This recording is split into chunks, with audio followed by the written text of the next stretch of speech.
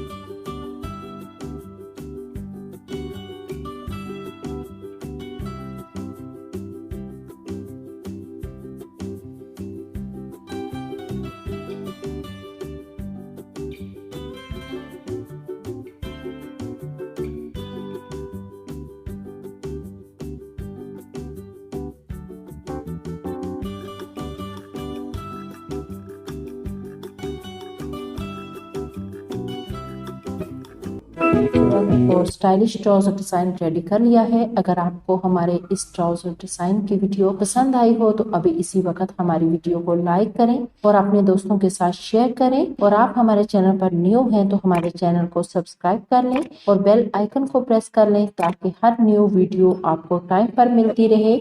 और हमें हमारे दूसरे अकाउंट्स पर भी फॉलो कर लें और घर पर आप लोग हमारे इन ट्राउजर डिजाइन्स को ट्राई किया करें और हमें फीडबैक जरूर दिया करें और अपने डिजाइन्स की पिक्चर हमारे इंस्टाग्राम पर हमसे शेयर करें और हम ये अपनी स्टोरीज और यूट्यूब वीडियोस में ऐड करेंगे। जिंदगी रही तो इंशाल्लाह नेक्स्ट वीडियो में मिलेंगे।